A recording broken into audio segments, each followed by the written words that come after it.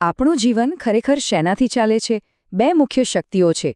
એક છે દુઃખ, જે આપણને ધક્કો મારે છે, અને બીજું છે સુખ, જે આપણને પોતાની તરફ ખેંચે છે. આપણે બધા જાણે અજાણે આ બે શક્તિઓ વચ્ચેના એક અનંત ચક્રમાં ફરતા રહીએ છીએ. તો આ ચક્ર કામ કેવી રીતે કરે છે, અને શું એમાંથી બહાર નીકળવાનો કોઈ રસ્તો છે? ચાલો આજે આ જ વાતને ઊંડાણપૂર્વક સમજીએ.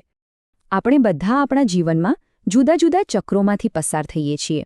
પણ શું આપણે ક્યારેય અટકીને વિચાર્યું છે કે આ ચક્રોનું સાચું સ્વરૂપ શું છે? આપણને ખરેખર કઈ વસ્તુ ચલાવી રહી છે? આ એક એવો સવાલ છે જે આપણને આપણા રોજિંદા અનુભવોને એકદમ નવી નજરથી જોવાની તક આપે છે. જુઓ, સંસાર ચક્ર શબ્દ સાંભળતા જ આપણા મગજમાં શું આવે? જન્મ-મરણના ફેરા, ખરું ને? પણ અહીં આપણે એને એક અલગ મનોવૈજ્ઞાનિક દૃષ્ટિકોણથી જોવાના છીએ. આ ચક્ર કોઈ પરલોકનું નથી, પણ આપણા પોતાના મનની અંદરનું છે. એ તો દુઃખ અને સુખ વચ્ચે સતત ઝૂલતા એક લોલક જેવું છે, જે દરરોજ દરેક ક્ષણે આપણને અસર કરતું રહેતું હોય છે. તો આ ચક્રને સમજવા માટે ચાલો પહેલાં એની એક બાજુને ધ્યાનથી જોઈએ, અને એ છે દુઃખ. દુઃખની એક બહુ જ વિચિત્ર શક્તિ છે. એ આપણા વિચારો પર સંપૂર્ણપણે કબજો કરી શકે છે. આને એકદમ સરળ રીતે સમજીએ. કલ્પના કરો કે તમારા દાંતમાં અસહ્ય દુખાવો થઈ રહ્યો છે. એ સમયે શું તમને દુનિયાની બીજી કોઈ વાત યાદ આવશે? નોકરીનું ટેન્શન, સંબંધોની ચિંતા, ભવિષ્યના પ્લાનિંગ, બધું જ ગૌણ બની જાય છે નહીં? મગજ બસ એક જ વસ્તુ પર ફોકસ કરે છે: આ દુખાવામાંથી છુટકારો કેવી રીતે મેળવવો. અને વાત અહીંથી વધુ રસપ્રદ બને છે. જ્યારે જીવનમાં એક કરતાં વધુ સમસ્યાઓ હોય ત્યારે આપણું મગજ શું કરે છે?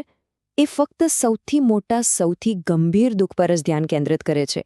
એ સૌથી મોટું દુઃખ બાકીની બધી નાની નાની ચિંતાઓને જાણે ગળી જાય છે, અને આપણી નિર્ણય લેવાની પ્રક્રિયા એકદમ સરળ થઈ જાય છે. એક જ પ્રાથમિકતા, સૌથી મોટો દુશ્મન, એટલે કે દુઃખને હરાવવું. દુઃખની આ શક્તિ માત્ર કોઈ મનોવૈજ્ઞાનિક થિયરી નથી.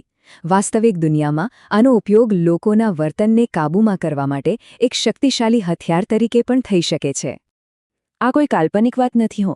ઇતિહાસ આવા ઉદાહરણોથી ભરેલો છે, જ્યાં શાસકો જાણી જોઈને લોકો માટે આર્થિક તંગી ઊભી કરે છે. કારણ કે જ્યારે લોકોનું આખું ધ્યાન ફક્ત 2 ટંકનું ભોજન મેળવવા પર હોય, ત્યારે તેમની પાસે રાજકીય ફેરફારો વિશે વિચારવાનો સમય કે શક્તિ જ ક્યાંથી હોય? આ જ સિદ્ધાંત પ્રાણીઓની ટ્રેનિંગમાં પણ વપરાય છે. અને આનો સૌથી પદ્ધતિસર ઉપયોગ કદાચ લશ્કરી તાલીમમાં થાય છે. એમાં એકદમ સીધા 3 સ્ટેપ્સ છે. પહેલા, સૈનિકને ખોરાક અને ઊંઘ જેવી મૂળભૂત સુવિધાઓથી વંચિત રાખવામાં આવે છે. પછી આ શારીરિક દુઃખ દ્વારા તેના મગજમાંથી જૂના વિચારોને સાફ કરી દેવામાં આવે છે. અને છેલ્લે, એક ખાલી થઈ ગયેલા મનમાં એક નવી વિચારધારા, જેમ કે દુશ્મન પ્રત્યે નફરત કે રાષ્ટ્ર પ્રત્યે અતૂટ વફાદારી, ખૂબ જ સરળતાથી રોપી દેવામાં આવે છે. આ બધું આપણને ખૂબ જ મહત્વના નિષ્કર્ષ પર લાવે છે. દુઃખ જેટલું ઊંડું અને તીવ્ર હોય, તેમાંથી બહાર નીકળ્યા પછી મળતી ખુશી પણ એટલી જ જોરદાર હોય છે. અને આ સંબંધ જ આપણને ચક્રની બીજી બાજુ, એટલે કે સુખ તરફ લઈ જાય છે. આ વાતને સમજાવવા માટે સ્ત્રોતના લેખક પાર્ક મૂન ગી પોતાનો એક અનુભવ ટાંકે છે. આ ઉદાહરણ તટસ્થપણે રજૂ કરવામાં આવ્યું છે, જે બતાવે છે કે કેવી રીતે ખૂબ જ મોટા દુઃખમાંથી પસાર થયા પછી મળતી રાહત એક અત્યંત મોટા સુખમાં ફેરવાઈ જાય છે. આ અવતરણ એ સાબિત કરે છે કે રાહતની તીવ્રતા સહન કરેલા દુઃખની તીવ્રતા સાથે સીધી રીતે જોડાયેલી છે. તો દુઃખમાંથી છુટકારો મળવો એ સુખ છે. સિમ્પલ. પણ અહીં જ તો આખી ગેમ પલટાઈ જાય છે.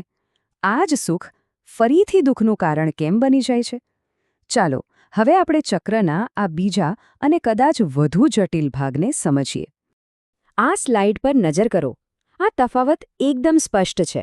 દુઃખ આપણી ઈચ્છાને એકદમ સીમિત કરી દે છે, માત્ર એક જ વસ્તુ પર ફોકસ કરાવે છે. જ્યારે સુખ શું કરે છે? એ આપણી અંદર નવી નવી અનેક ઈચ્છાઓને જન્મ આપે છે, જે આગળ જતા અસંતોષના નવા કારણો બનાવે છે. જેવી બધી સમસ્યાઓ હલ થાય કે તરત જ મન નવી સમસ્યાઓ અને નવી ઈચ્છાઓ શોધવાનું શરૂ કરી દે છે. આ એક એવી ટ્રેડમિલ જેવું છે જે ક્યારેય બંધ જ નથી થતી. એક સફળતા મળે એટલે મનને તરત જ બીજી, એનાથી પણ મોટી સફળતા જોઈએ. વધુ પૈસા, વધુ સારી નોકરી, નવો સંબંધ. એક ઈચ્છા પૂરી થાય ત્યાં તો બીજી 10 ઈચ્છાઓ લાઇનમાં ઊભી રહી જાય છે. અને સુખની પાછળની આ સતત દોડ પોતે જ એક થકવી નાખનારું દુઃખ બની જાય છે.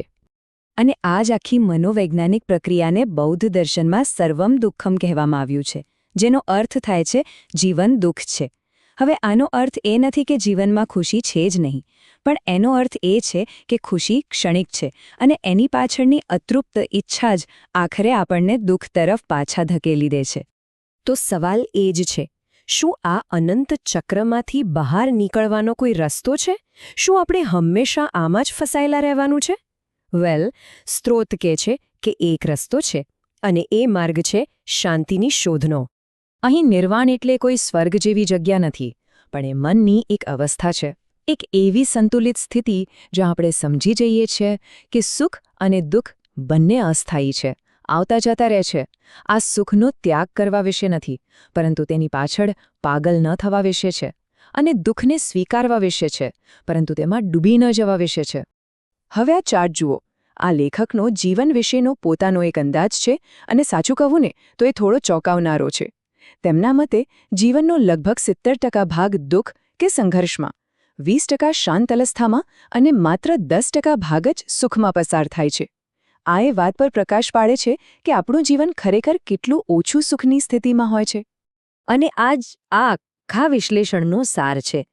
અસલી સંતોષ સુખ અને દુઃખની બે ચરમસીમાઓ વચ્ચેની પેલી શાંત જગ્યામાં રહેલો છે.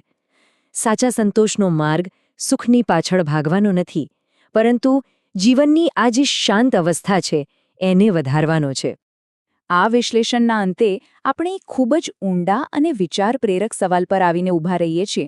કોઈ પણ વ્યક્તિના જીવનનો કેટલો ભાગ આ શાંત અવસ્થામાં પસાર થતો હશે?